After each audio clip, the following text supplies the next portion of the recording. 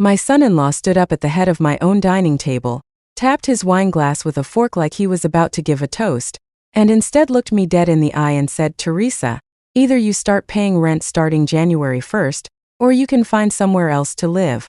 The whole table went silent. My own grandchildren stopped chewing. And I just smiled at him because he had no idea, none, that in exactly 11 days he was going to be the one packing boxes, not me. If you love a good comeuppance story, hit that like button right now before we even get started. Subscribe if you're new here because I've got plenty more stories where this one came from. And drop a comment telling me where in the world you're watching from tonight. I love scrolling through and seeing how far these stories travel. Now let me tell you exactly how a Christmas dinner turned into the night I finally stopped being quiet. My name is Teresa. I'm 69 years old, and until 3 years ago, I never in 100 years thought I'd be living under the roof of a man who thinks yelling at an old woman over Christmas dinner makes him look strong. Let me back up because you need to understand how we got here. My husband Frank and I built a life together for 41 years. We weren't rich, but we were careful. Frank worked in maintenance for the county, and I did the books for a little hardware store in town for almost 30 years. We bought our house, a modest 3-bedroom with a big oak tree in the front yard, back in 1987, and we paid it off dollar by dollar by the time Frank turned 60. That house was ours, free and clear. No bank, no landlord, nobody's name on it but Frank's and mine. Frank passed 4 years ago. Heart attack, sudden, no warning at all. One day he was fixing the gutter, the next day he was gone. I won't dwell on that part because this isn't a sad story. It's a satisfying one. But I want you to understand that losing him left a hole in that house that never really filled back up. It got quiet. Too quiet. My daughter Melissa is my only child. She's sweet, she's smart, and she has always had a soft spot for men who talk a big game. About 2 years after Frank died, Melissa married a man named Craig. Craig was charming at first, I'll give him that. He had this way of making you feel like you were the most important person in the room, right up until you weren't useful to him anymore.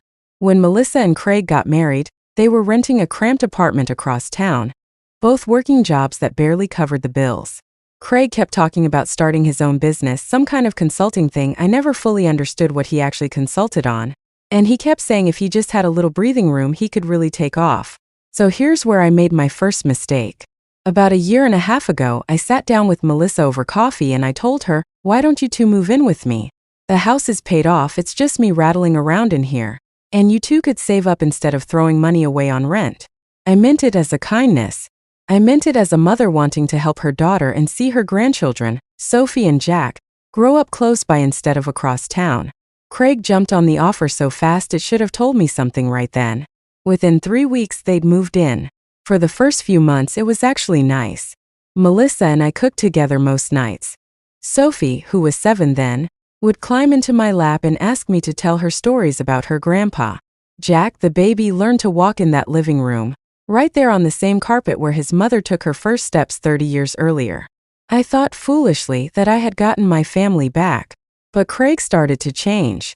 Slowly at first, the way these things always do, so you don't notice until you're already standing in the middle of it. He started referring to the house as our house in front of guests.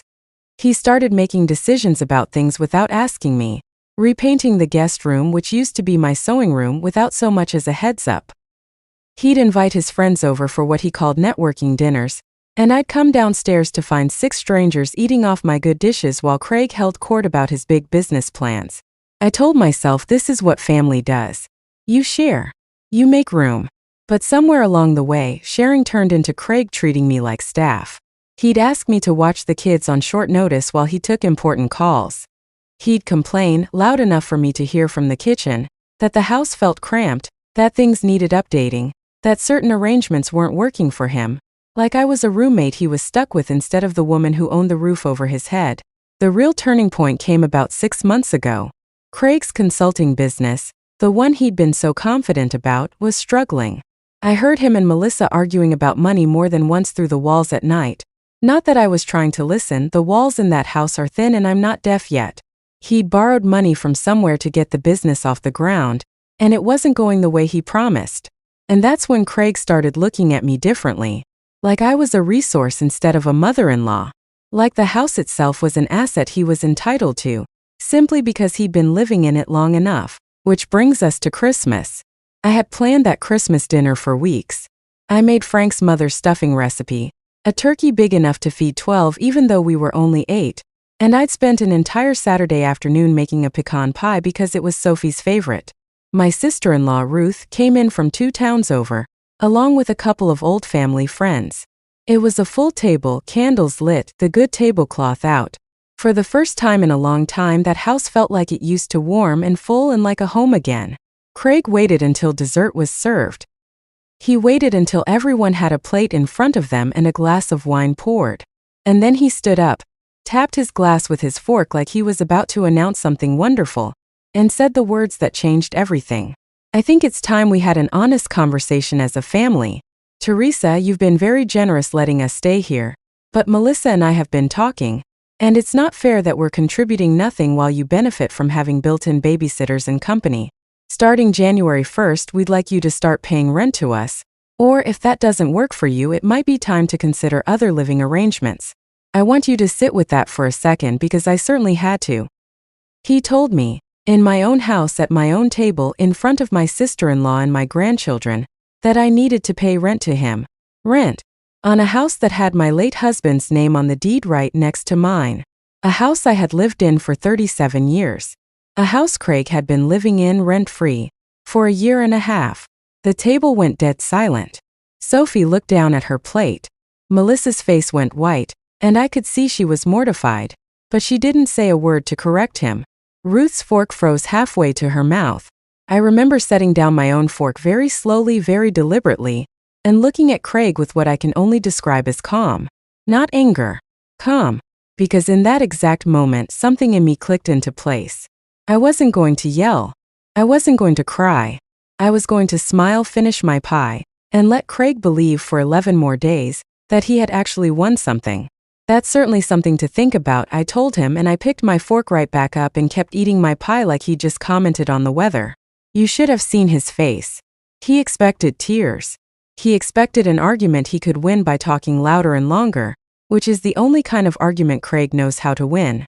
Instead, he got silence and a woman calmly finishing her dessert, and that unsettled him far more than shouting ever could have. Here's what Craig didn't know, and what I'm about to tell you, because this is where the story turns. About 8 months earlier, after one too many uncomfortable conversations about the arrangement, I had quietly gone to see my lawyer, a sharp, no-nonsense woman named Carol who had handled Frank's estate after he passed.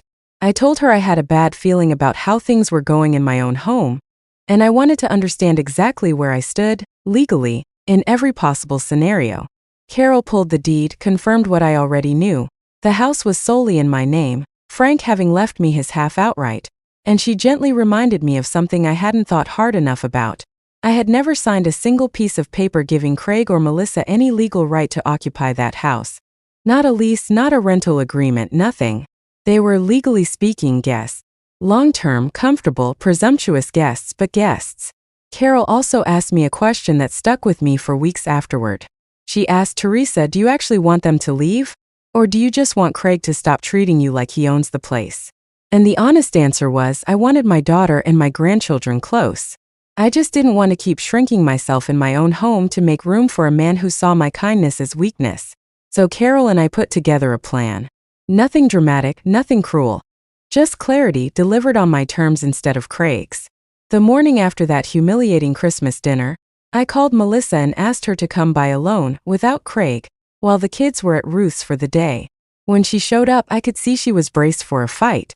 Instead, I sat her down at the kitchen table and I told her the truth plainly, the way I should have told her months earlier instead of trying to keep the peace. I told her I loved having her and the children in that house. I told her that Craig's business troubles were not my responsibility, and that I refused to be spoken to like a tenant in my own home ever again. And then I told her about the paperwork Carol had drawn up, a formal, dated notice, completely legal, stating that as of February 1st, anyone residing in the home who was not the legal owner would need a signed occupancy agreement outlining rent, responsibilities, and house rules, or they would need to make other living arrangements within 30 days. In other words, Craig wanted rent? Fine.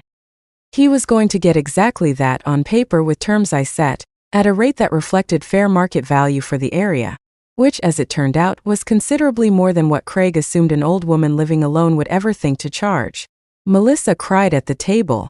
Not because she was angry with me, but because, as she admitted, she'd known for months that Craig was taking advantage of the situation and she'd been too afraid of conflict to say anything. She told me she tried to talk to him privately about the rent comment before Christmas dinner and he'd brushed her off, saying, "Your mother owes us this much for putting up with her for this long." Owes us. As if living in my own house, the house I paid for with my own hands and francs, was a favor I was doing myself. I gave Melissa the choice. She could sign the occupancy agreement with me directly, as my daughter, on fair and reasonable terms that reflected an actual family arrangement, or she and Craig could find their own place, no hard feelings, and we'd figure out visits and holidays like any other family. What she could not do was keep living in a house where her husband spoke to her mother the way Craig had spoken to me at that table.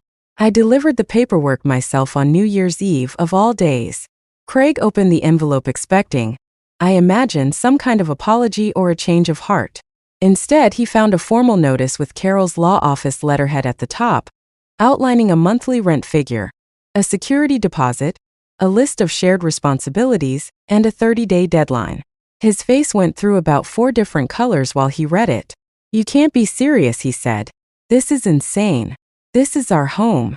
And I said as gently and clearly as I have ever said anything in my life, "No, Craig. This is my home. You've been a guest in it. And guests who stand up at Christmas dinner and demand rent from their host usually don't get invited back the following year." He tried to argue that Melissa wouldn't allow it, that I was overreacting, that family doesn't do this to family.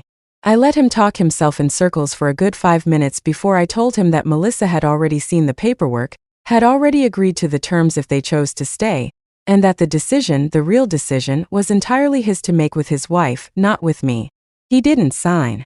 Within 3 weeks, Craig had arranged to move into a small apartment across town, coincidentally, in the same complex he and Melissa had lived in before I ever offered them a place in my house. Melissa didn't go with him at first. She and the children stayed with me for another month while she figured out what she actually wanted, and during that month, something wonderful happened. The house got its warmth back. Sophie started climbing into my lap for stories again without Craig rolling his eyes about it from the couch. Jack learned 3 new words in my kitchen. Melissa and I had the kind of long, honest conversations we hadn't had in years, ones that had nothing to do with Craig at all. Eventually, Melissa and Craig worked through some of their issues in counseling, and I'll be honest with you, I don't love the man any more today than I did that Christmas, but he moved back in with Melissa in their own apartment on their own terms, paying their own rent to their own landlord. Not mine. And every single time he sees me now, he's polite, careful, respectful, even in a way he never bothered to be when he thought my kindness was something he was owed instead of something I was choosing to give. I still see my grandchildren every week. Melissa and I are closer than we've been since before Frank passed. And that house, my house, paid off dollar by dollar over 41 years of marriage, is quiet again, but it's the good kind of quiet now. The kind I chose. Here's what I want you to take away from my story, if you've stuck around this long. Kindness is not weakness, and generosity does not mean surrendering your dignity. I gave my daughter and her husband a home out of love, and for a while that love got mistaken for an obligation. It took one humiliating moment at my own Christmas table for me to remember that being generous doesn't mean you stop being the one in charge of your own life. Craig thought an old woman wouldn't fight back. He thought 69 meant soft, meant quiet, meant easy to push around.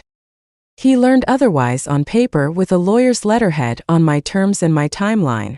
If this story meant something to you, I would love it if you hit that subscribe button so you don't miss the next one. I've got plenty more where this came from. Drop a like if you were rooting for me by the end, and tell me in the comments where you're watching from tonight because I read every single one of them. And if anyone in your life has ever mistaken your kindness for weakness, I hope Teresa's Christmas taught you the same thing it taught Craig. Some doors only stay open for as long as you're treated with respect on the other side of them. Thank you for listening to my story. I'll see you in the next one.